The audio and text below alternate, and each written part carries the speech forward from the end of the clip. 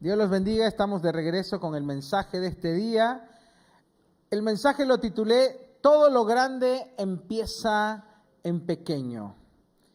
En 1994, un hombre llamado Jeff Bezos comenzó una tienda de libros en el garage de su casa. Hoy es uno de los hombres más ricos del mundo. Era solo él, una computadora y un escritorio viejo que tenía, y está la foto todavía por ahí en internet, un cartel blanco con el nombre escrito a mano que decía Amazon.com.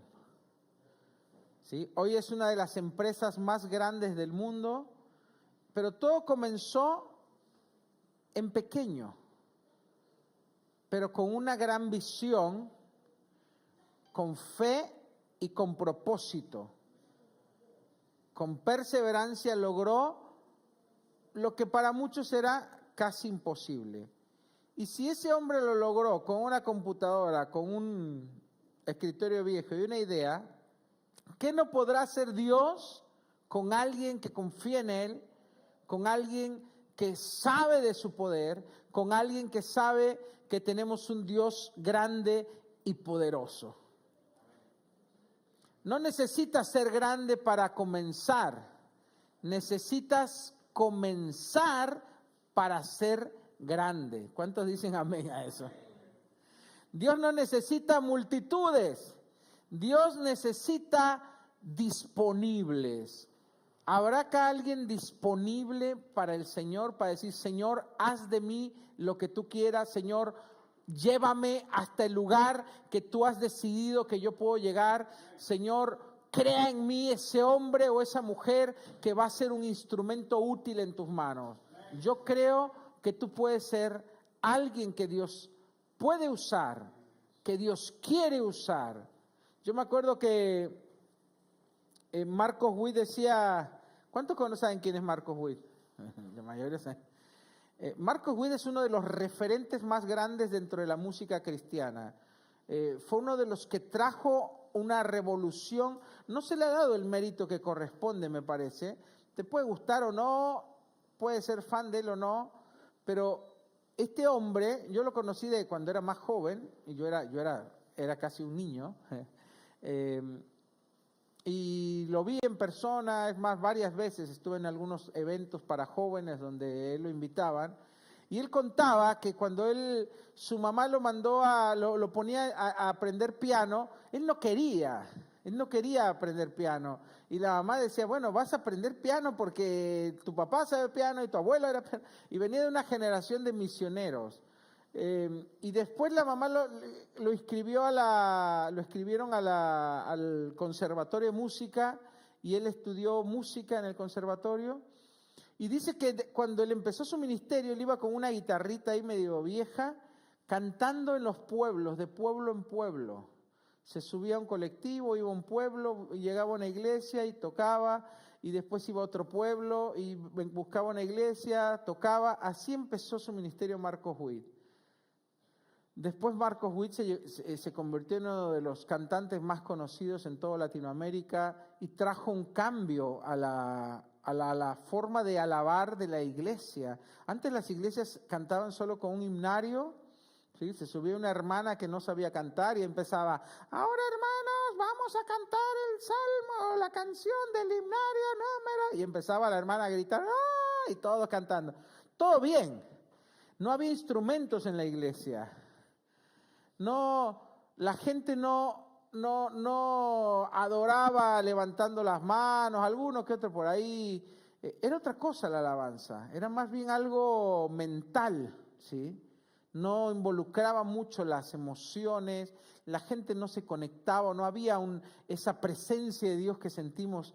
Qué lindo que estuvo la alabanza hoy, ¿no? ¿Cuánto lo sintieron? Eso no pasaba en las iglesias de antes.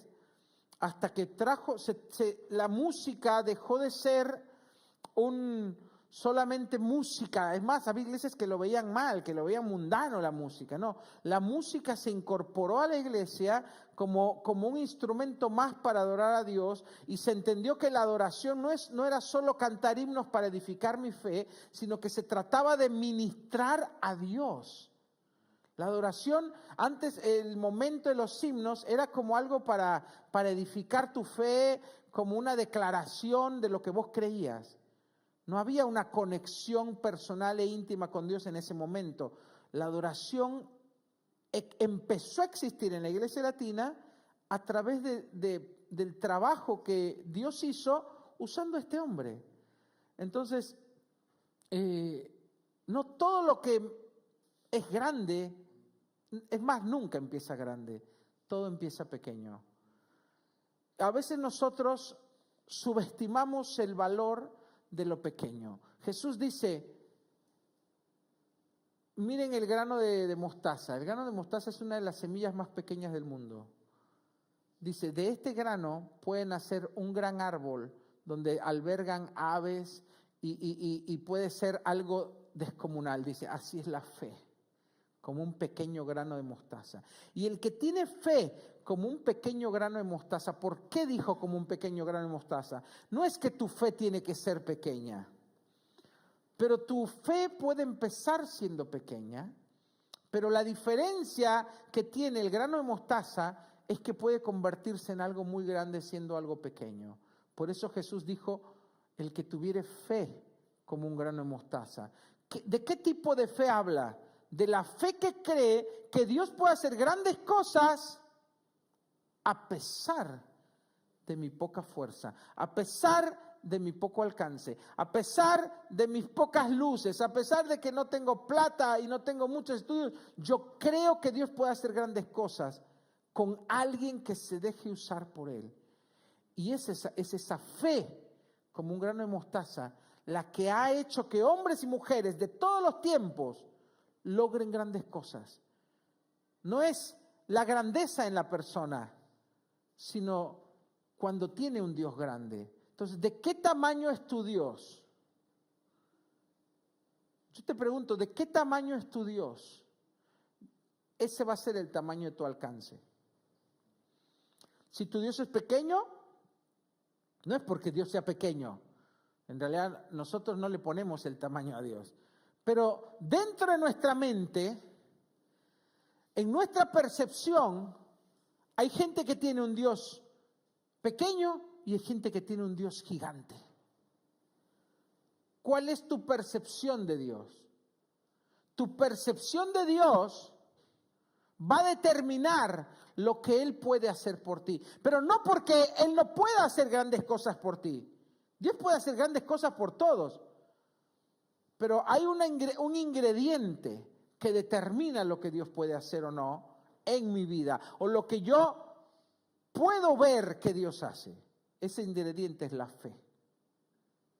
Entonces, si tú esperas pocas cosas de Dios, vas a recibir pocas cosas.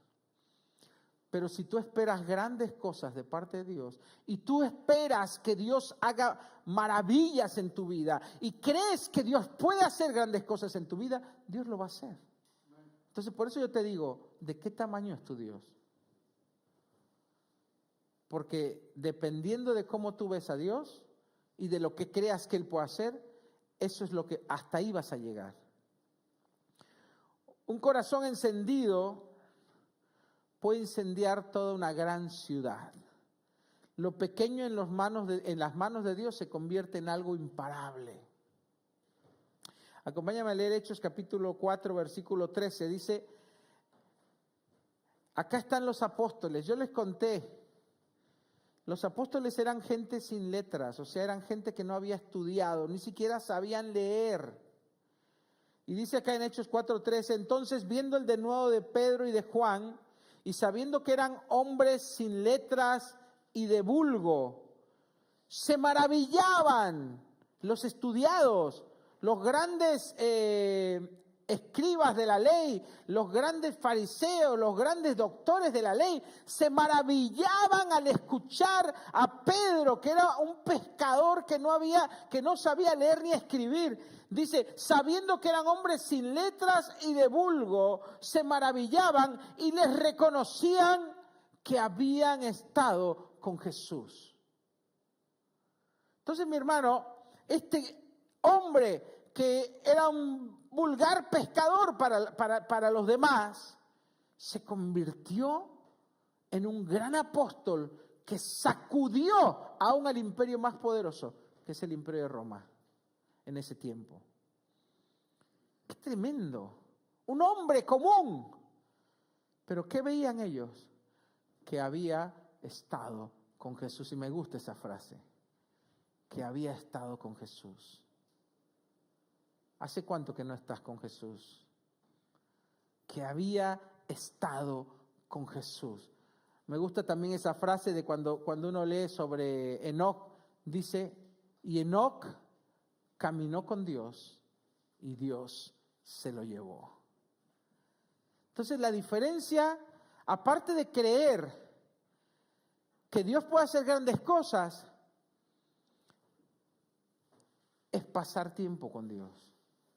Pedro había estado con Jesús. El tiempo que tú inviertas en estar con Jesús va a determinar cuán lejos tú llegas. Muchos creen que no, bueno, yo tengo una gran fe. No, no se trata de tu fe. Te equivocaste si crees que es eso. La fe es confianza, pero el que hace todo es el autor de la fe, es el dador de la fe. Entonces no son los dones, sino el dador. El secreto es estar con Jesús. El secreto es caminar con Dios como lo hizo Enoc. El secreto es pasar tiempo con Él. La persona, el hombre, la mujer que pasa tiempo con Dios es alguien que se convierte en alguien imparable. El que pasa tiempo con Dios y conoce a Dios es alguien que va a ser grande sí o sí, porque se junta con el más grande. Es así, mi hermano. Cuando tú te juntas con el Rey de Reyes, con el Creador del universo, solamente puedes creer y esperar grandes cosas. Porque descubres que no hay límites. Descubres que todo es posible, que nada es imposible para Él. Por eso la Biblia dice, nada es imposible para Dios, nada es imposible para el que cree. Mira a Jesús como hombre, ¿no? Jesús nació en Belén, en Nazaret, un lugar menospreciado. Hasta la Biblia decían, ¿acaso puede salir algo bueno de Nazaret? Sus enemigos decían, ¿cómo? ¿Quién es ese Jesús? Un tal nazareno. Es como que muchos hasta seguro decían, ¿qué? ¿Nazaret? ¿Dónde? Hoy nosotros sabemos dónde es Nazaret. Pero en esa época, Nazaret era un pueblito pequeño, insignificante, desconocido para el resto. Ahí vino a nacer el Hijo del Dios Altísimo. Y dentro de Nazaret probablemente había familias bien acomodadas, el líder del pueblo y los sacerdotes y los que tenían un poco más de plata, el que tenía más tierras. Pero no, Jesús no nació ni en la familia del líder del pueblo, ni de los sacerdotes, ni del que tenía más tierra y más ganado. Nació en la familia de un carpintero. Común. Era bien común Jesús. Era tan común que cuando Él empieza su ministerio, los mismos de su pueblo le decían, médico, cúrate a ti mismo. Le decían, si nosotros conocemos ¿quién es este Jesús? ¿Qué se cree? Si nosotros conocemos a sus hermanas y a su papá, ¿qué viene acá a hacerse el Mesías? ¿Y sabes qué? Dice la Biblia que cuando Jesús estuvo en Nazaret no pudo hacer muchos milagros porque no creían en Él. Los de su mismo pueblo. Probablemente tenía parientes, porque viste en los pueblos chicos, la del frente es la prima, sí, aquel es mi primo hermano, aquel es mi tío político. No creían en él. Es más, dice la Biblia que ni sus hermanos creían en él. Ni sus hermanos. Entonces, muchos a veces se quejan, no, es que yo no tengo nada, mi familia no me apoya. A Jesús no lo apoyó nadie. Ni sus hermanos creían en él. Pero él tenía un Dios que creía en él. Él sabía que le había nacido con un propósito. Él sabía que le había nacido para algo grande. ¿Y sabes qué? Los obstáculos de la vida no le impidieron llegar a ser lo que él estaba llamado a ser, el Salvador del universo. ¿Por qué? Porque tenía un Dios grande, porque conocía al Dios grande, porque caminaba con el Dios grande y sabía que ese Dios grande podía hacer grandes cosas con él. Jesús nunca, después de que empezó su ministerio, nunca salió de su país. Nunca salió de su país. Estuvo en una región pequeña predicando. Nunca viajó en avión, nunca lo recibieron grandes reyes y líderes del mundo. Cualquiera hubiera pensado que lo que hizo Jesús fue un fracaso. En sus últimos días, sus propios discípulos lo abandonaron, huyeron. Uno de sus más queridos discípulos lo negó. Otro lo traicionó y lo vendió. ¿Dónde estaban las multitudes que lo seguían? Se fueron. Murió colgado en una cruz, despreciado por los mismos judíos, crucificado por los romanos. Sus discípulos habían huido, estaban escondidos temerosos. Solo estaba la madre y uno de sus discípulos, Juan, y una ex prostituta que se había convertido, María Magdalena. Nada más. Y los soldados se le burlaban. Pero ese Jesús cambió el sentido de la historia. Hoy hablamos de antes de Cristo, después de Cristo. Una gran parte de la humanidad ha creído en Él, han peleado por Él, han dado su vida por Él. Todo Occidente está influenciado por los principios del cristianismo, por el valor, por el principio del amor y el perdón, por la justicia, por la verdad. Principios que trajo Jesús. Aún los que no creen en Él tienen que, cada vez que escriben un cheque, tienen que poner 2025, que es 2025 después de Cristo. Aún los que aún todavía no creen en Él, cada vez que dicen en qué año están, tienen que reconocer que Él vino a cambiar la historia. ¿Y los apóstoles qué eran? No eran nada. Pescadores, sin saber escribir y leer, gente común y corriente. Pero Él tomó esos 12 y les transmitió lo que Dios les dijo y les hizo creer lo imposible, que podían transformar el mundo. Y esos 12 le dieron vuelta patas para arriba al Imperio Romano y a todo el mundo conocido. Al grado que el mismo Imperio de Roma tuvo que someterse a los pies del cristianismo. Cuando el emperador Constantino declaró el cristianismo, ya no más la religión perseguida, sino que a partir de ahora se convertía en la religión y la fe oficial del Imperio de Roma. ¡Qué tremendo! Todo empezó con un hijo de un carpintero en un pueblo desconocido que no daban 2 pesos por él. Así que mi hermano, tú no puedes decir yo estoy peor, no tengo nada, no tengo nadie. Mi familia no cree en mí. Bueno, si llegas ahí, llegas tal vez a parecerte un poco al nivel en que Jesús arrancó. Pero Dios puede hacer grandes cosas con tu vida. Y Dios puede hacer grandes cosas con aquellos que se dejan usar por Dios, aquellos que se ponen en las manos de Dios. Así que no importa dónde naciste, ni dónde decides estar, sino lo que importa es si crees o no que Dios puede hacer grandes cosas por ti y a través de ti.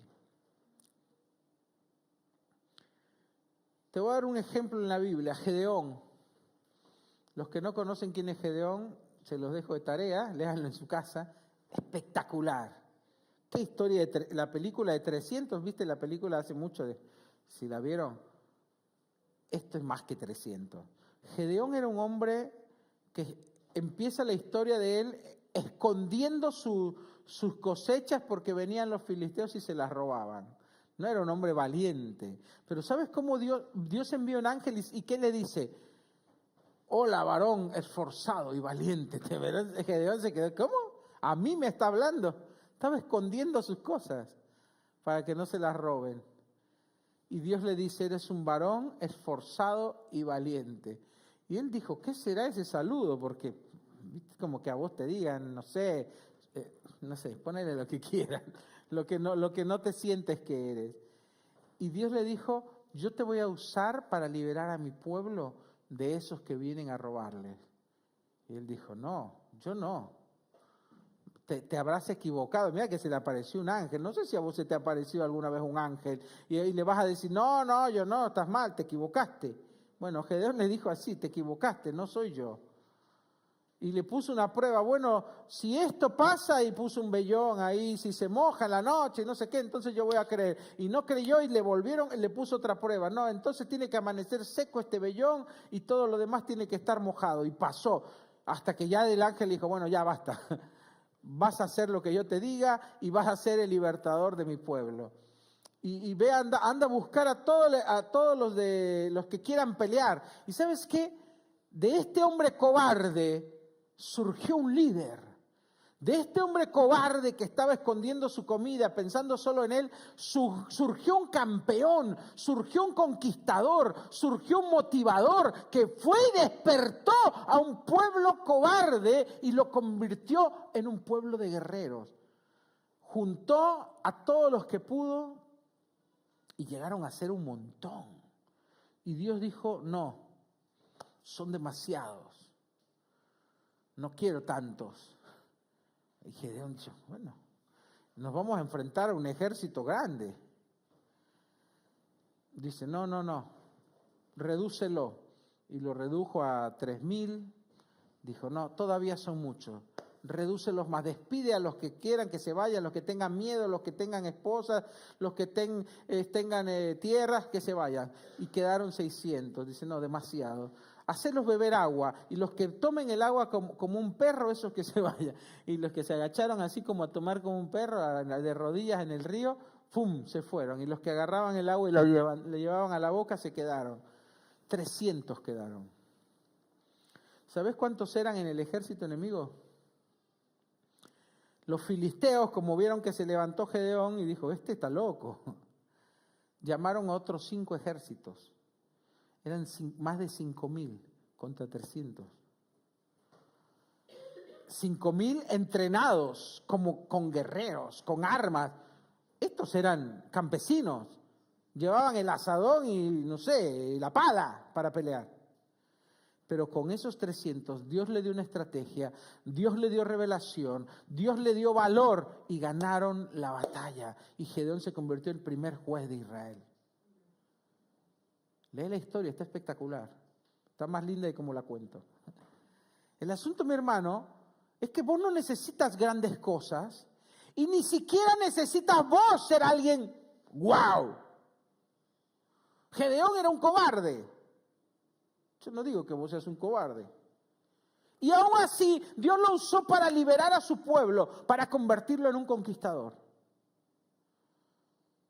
Pablo era un perseguidor. Y Dios lo usó para convertirse en alguien que proclama el evangelio y que establece la iglesia de Cristo en todo el mundo.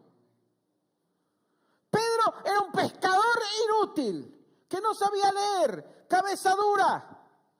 Y Dios lo usa para convertirse en la puerta, el que cierra y abre puertas. Dios no usa a grandes porque sean, o no hizo grandes hombres porque eran ellos grandes. Al contrario, la Biblia dice, hermanos, ¿no sabéis que Dios escogió a lo vil, a lo débil, a lo pequeño, a lo menospreciado, a los necios, no a los sabios, a los pobres, no a los ricos, a fin de que nadie se jacte en su presencia? Porque entonces Dios puede mostrar las grandes cosas que puede hacer a través de alguien que no era nada, a través de alguien que no tenía fuerza, a través de alguien que era débil, a través de alguien que no tenía visión. No esperes tener grandes visiones, ni esperes ser una gran persona. Esos Dios no los usa, esos se hacen solos. Dios busca lo vil, lo pequeño, lo débil, lo que tiene poca fuerza, para Él ser grande. Porque ¿sabes qué? Los que ya creen ser algo, se jactan después. Yo soy una gran cosa, la última Coca-Cola en el desierto. Está bien, yo no soy nada. Yo tengo un Dios grande. Y si hay algo grande y bueno en mi vida, lo hizo Él. No lo hice yo. ¿Viste? Esta es la diferencia. El que tiene un poco se jacta de eso. El que nunca tuvo nada y nunca supo que era nada, supo siempre que no era nada, dice, toda la gloria y toda la honra y todo se lo debo a Él. Todo se lo debo a Él. ¿Cuántos saben esa canción? No me la sé. ¿La sabes, Alan? Alan nos la va a cantar después.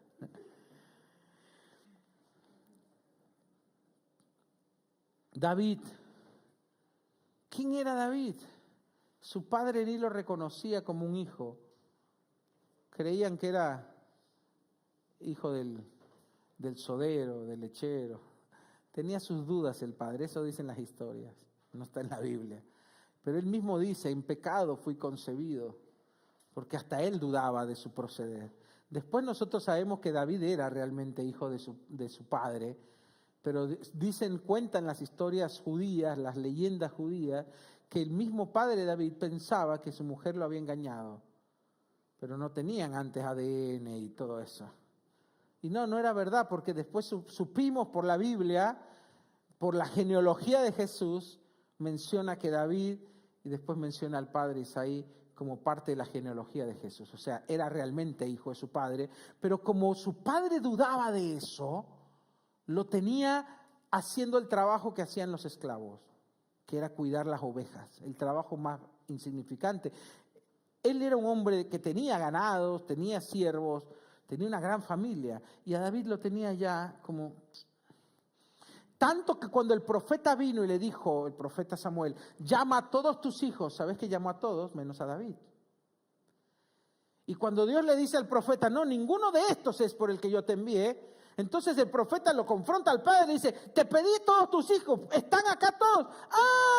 Falta aquel. Se hizo el tonto. Ni su padre lo quería.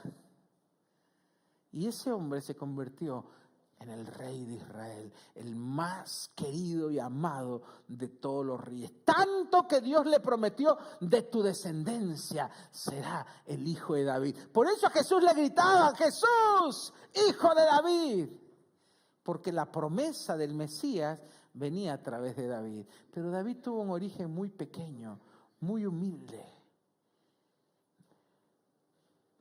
Y cuando lo unge el profeta, uno diría, bueno, se abrieron los cielos, sonaron trompetas, bajaron las huestes celestiales. No, nada. Siguió, lo mandaron otra vez a cuidar ovejas y a darle de comer a sus hermanos que estaban en el ejército. Y dice la historia que fue cuando David llegó y vio que un filisteo estaba burlándose de todos del pueblo de Israel. Dijo, ¿quién se cree esa rata inmunda? No dijo así, pero dijo, ¿quién se cree este incircunciso filisteo para desafiar a los ejércitos del Dios viviente? Mira, un muchachito, pero tenía la fe de un gigante. Mientras que los demás les temblaban las rodillas y les daba miedo, él dijo, yo voy a pelear con ese. Y le quisieron poner la armadura del rey y no le quedaba, porque Saúl era enorme y David era un adolescente. Como que Hans va ahora a pelear contra un gigante. No le quedaba y dijo, no, dame mi onda, mi morral y yo voy. Y Dios va conmigo. Y sabemos la historia. Venció al gigante, el ejército de los filisteos salió huyendo y le dijeron, ahora te vas a casar con la hija del rey, la más fea le tocó. No era la más fea, pero no la tuvo fácil tampoco. Después el rey lo quería matar, le dieron celos. Lo quería clavar varias veces, tiró su lanza y casi quedaba clavado en la pared. Después se tuvo que hacer el loco, andar huyendo. No tuvo una vida fácil, no se lo sirvieron en bandeja de plata. No es que, la vida ahora. No, tuvo muy difícil. Pero tenía un Dios grande, creía en un Dios grande. Ni su familia lo quería, ni la familia del rey lo quería. David sufrió mucho, pero su refugio era Dios. Y Dios lo levantó. Por eso él decía, tú me sacaste de detrás de la majada. No dice, la majada es el rebaño de ovejas, pero incluye la caca, incluye todo lo que está ahí con las ovejas. Me sacaste de detrás de la majada y me hiciste sentar entre los príncipes de tu pueblo. Qué lindo. Un desconocido, un don nadie, llegó a sentarse en el trono entre la nobleza. Pero él nunca perdió esa conexión con Dios. Él fue un profeta, fue un sacerdote y fue un rey. Tipificó en su imagen la imagen de Cristo, que es profeta, rey y sacerdote. Y Dios decía de él que era un hombre conforme a su corazón. Pero algunos me dirán, pero Noel, yo no soy un hombre tan consagrado como David. Yo no soy un hombre tan ungido y santo como David. ¿Cuántos de acá mandaron a matar a la esposa de una que le gustó? ¿No? Solo David. David no era ningún hombre perfecto. La Biblia nos muestra sus errores. Pero David tenía un corazón que quería agradar a Dios. Y a pesar de sus errores, él ponía a Dios siempre en primer lugar. Y sabía arrepentirse cuando cometía un error. Y sabía rectificar y ordenar su vida cuando se había desviado. Y eso era lo que Dios veía y decía que era un hombre que tenía un corazón conforme al corazón de Dios. Porque era un adorador, era alguien que prefería agradar a Dios antes que a los hombres. Era alguien que a pesar de sus errores, que a pesar de sus falencias, que a pesar de sus debilidades, podía sobreponerse a ellas para seguir buscando a Dios. Y eso es lo que Dios busca en un corazón de adorador. No que seas perfecto, pero que tu corazón busque ser perfecto para el Señor. Amén. Te invito a que te pongas de pie.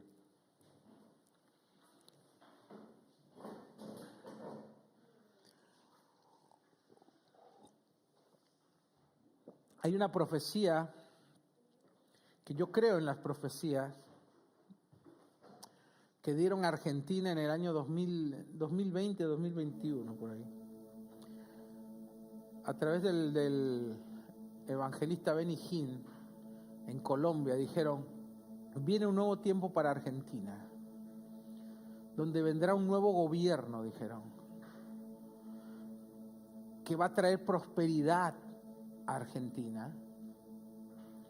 Y después de esa prosperidad,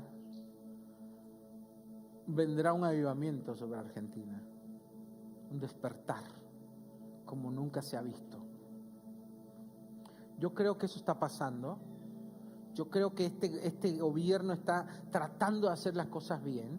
No estoy hablando de política, ¿sí? O sea, la pobreza bajó, está en estadística. Dejemos de lado lo que es política y gustos personales. Bajó la inflación. la pobreza bajó. Millones de personas salieron de la pobreza. Millones de personas salieron de la indigencia. Se bajaron impuestos. Se está tratando de hacer algo positivo. Entonces yo creo que esa profecía que dio Benny se aplica para, o sea, lo estamos viendo, y hay una gran oposición. Hay una gran oposición constantemente, palos en la rueda y tratando de frenar eso. Yo creo que, como él dice, si las fuerzas del cielo están con él, va a salir adelante. Pero no lo pido por él, lo pido por Argentina. Porque Argentina necesita un cambio después de tantos años y tiempo de pobreza, de inflación, de incertidumbre. Y yo creo que después de eso, si esa profecía es correcta, va a venir un despertar. Y esa es la parte que a mí me interesa más. Va a venir un despertar espiritual a esta tierra. ¿Y quiénes son los que Dios va a usar? ¿Quiénes son los que Dios va a usar? ¿Los grandes? ¿Los famosos? ¿Los poderosos? ¿O aquellos que, como leímos en la Biblia, son pequeños pero tienen un Dios grande y creen que Dios puede hacer grandes cosas aún con la gente común y corriente? Tú y yo podemos ser instrumentos de avivamiento, instrumentos de bendición en las manos del Señor, pero tenemos que enfocarnos, tenemos que dejar, si queremos ser útiles en las manos de Dios, tenemos que dejar de vivir solo para nosotros mismos. Yo creo que estamos en la oportunidad de convertirnos en precursores de algo nuevo que Dios quiere hacer en esta tierra, o ser gente que contempla cómo la bendición llega a través de otros. Yo no quiero que la bendición llegue a través de otros. Yo quiero estar en el centro, en el ojo del huracán. Yo quiero estar en donde Dios está. Yo quiero estar en donde Dios va a hacer algo. Yo quiero ser alguien que Dios puede usar para despertar su fuego y su amor en otras personas. Entonces tenemos que dejar de vivir para nosotros. Tenemos que salir del círculo de esa rueda donde gira el hámster, y de vivir solo por vivir, trabajar para comer, comer para trabajar, para poder llegar al otro día y comer. Tenés que salir de ese círculo y saber que estás por arriba de eso, que Dios tiene un propósito para tu vida, que Dios tiene un propósito para ti. Sí, trabajamos para comer, pero no vivimos para trabajar, vivimos para Él. Vivimos para Él y vivimos con un propósito más alto y más grande. Amén. Entonces yo te desafío a que camines con Dios, te desafío a que pases tiempo con Dios, a que amplíes tu visión personalista y chiquitita y que te des cuenta que estás puesto acá en este lugar con un propósito. Y que alinees tu vida a ese propósito. Que digas: Señor, yo sé que tú puedes hacer grandes cosas conmigo. Yo sé que nací para algo más que para lo que estoy haciendo ahora. Yo quiero ser un instrumento en tus manos. Yo quiero ser alguien que toca a otros y que otros son encendidos con tu fuego. Pero para eso tengo que negarme a mí mismo. Tengo que dejar de vivir para mí, pensando en mi pequeño mundo que gira todo alrededor de mí. Cómo me siento, cómo estoy, cómo me ven los demás, qué piensan. Deja de pensar en ti mismo y empieza a darte cuenta que vales mucho más que eso, que estás puesto para algo más grande. Cuando empieces a ver que hay más cosas a tu alrededor, que puedes ser usado por Dios, el propósito de Dios se va a empezar a cumplir en tu vida. Y te vas a empezar a dar cuenta que Dios te sigue usando, que Dios te quiere usar. Pero tenemos que empezar con lo básico. Yo te quiero desafiar a todos los que están hoy acá. Dice: ¿cómo podemos empezar? Un hombre solo no puede hacer mucho. Por eso Jesús juntó a los 12. Y ese grupo, con la visión de Dios, sacudieron el mundo. Necesitamos juntos, como iglesia, como comunidad de fe, como el ejército de Gedeón, decir: aquí estoy, Señor, quiero ser usado por ti, queremos ser usados por ti. ¿Y cómo podemos empezar? Congregándonos. Dice: ¿en serio? Yo estuve orando mucho y dije: Señor, ¿cómo podemos avanzar como un ejército, como un solo hombre, como un ejército en tus manos? ¿Qué es lo primero que hace un ejército cuando hay guerra, cuando son llamados a la batalla? Lo primero que hacen, se reúnen y pasan lista. Y se congregan todos en el batallón, en el lugar de donde está el ejército. ¿Y sabes qué hace Satanás? No nos deja llegar a ese punto. Qué lindo cuando están todos. Qué lindo cuando estamos todos. Se siente diferente. Entonces yo quiero decirte que tú eres importante. Que no pasas desapercibido cuando te decidiste quedar por lo que sea en tu casa. Necesitamos que estés aquí. Todos los demás necesitamos que estés aquí. Dile al que está a tu lado: te necesitamos aquí. Decile al que está atrás: te necesitamos. Decile al que está atrás: te necesitamos aquí. Así un esfuerzo. Yo te quiero desafiar a algo simple pero poderoso. Que podamos comprometernos todos los que estamos aquí, a no dejar de congregarnos. ¿Sí? Que el diablo sepa que te puede venir con lo que sea, que puede venir la tía con 2 tortas y un asado hecho, pero vos te vas a congregar. Que puede venir Argentina, Brasil, final de mundial, pero vos te vas a congregar. La vemos acá juntos si querés. Pero que nada impida que estemos listos para nuestro capitán. Que nos pueda usar, que nos pueda reunir y que juntos en su presencia podamos caminar hacia la visión que tiene para nosotros. Yo creo que Dios puede usar esta pequeña iglesia. Dice la Biblia: no temáis, manada pequeña, porque a vuestro Padre le ha placido daros el reino. Yo creo que podemos hacer grandes cosas como comunidad, como ejército de Dios, pero tenemos que conquistar eso, poder congregarnos y estar todos juntos en la presencia de Dios. Entonces yo te quiero hacer esa invitación y te quiero hacer ese desafío, que nos propongamos todos no faltar el día del Señor, que Dios nos encuentre aquí. Créeme, ese pequeño gesto va a ser tan poderoso que yo creo que en 2-3 meses esta iglesia se duplica. Dices: ¿en serio? Yo creo que es así, porque Dios va a ver el corazón, Dios va a ver la disposición, Dios va a ver, porque ¿por qué Dios va a traer almas nuevas si no hay padres que lo cuiden?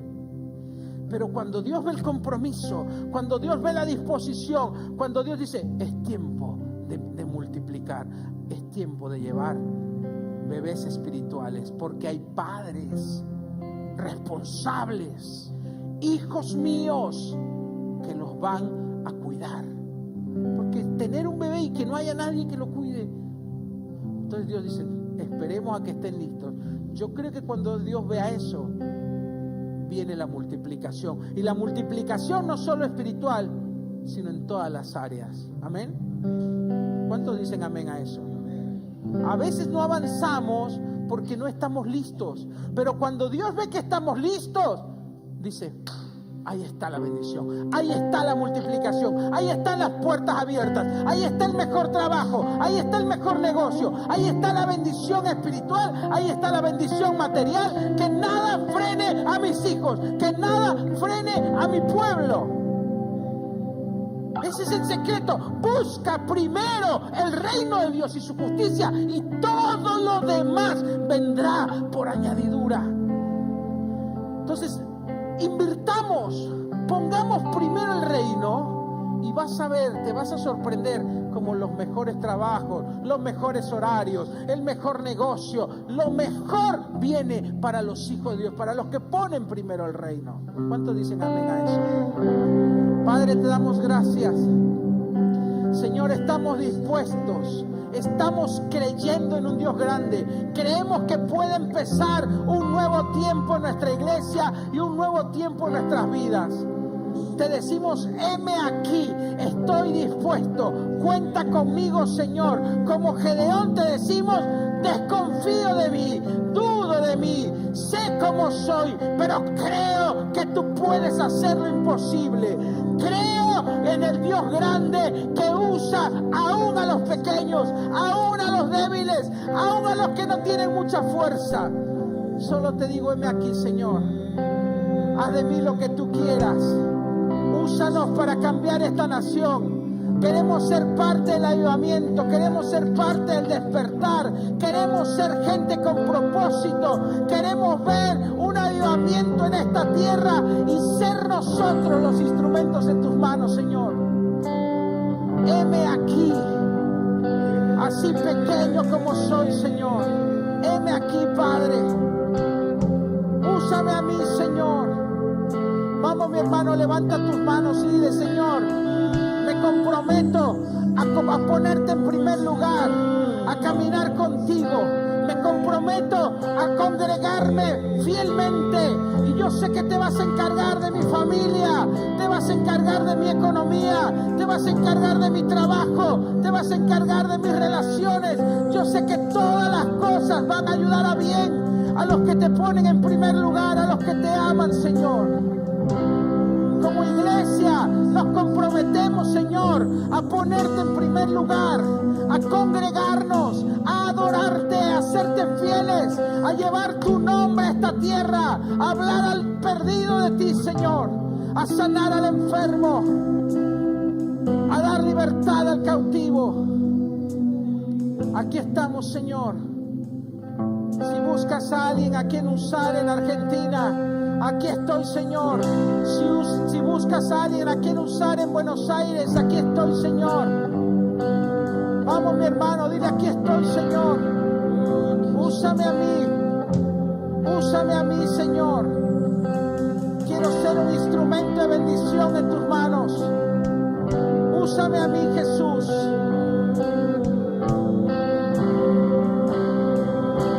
Aleluya. Puedo más si tú no estás. Ven y encuéntrame otra vez. Pues todo en mí te anhela aquí.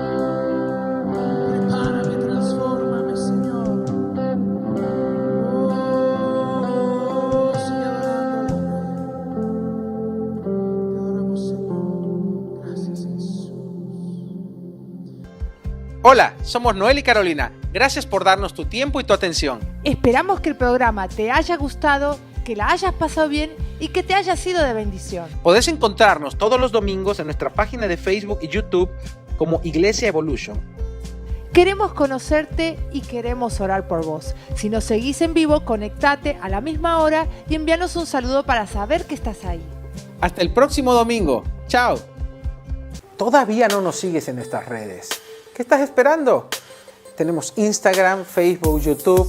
Búscanos como @Iglesia Evolution. También puedes vernos en nuestra página web iglesiaevolution.com. Puedes ver videos, recursos, fotografías, informarte de las últimas noticias. Así que te esperamos, visítanos, síguenos y comparte. Dios te bendiga.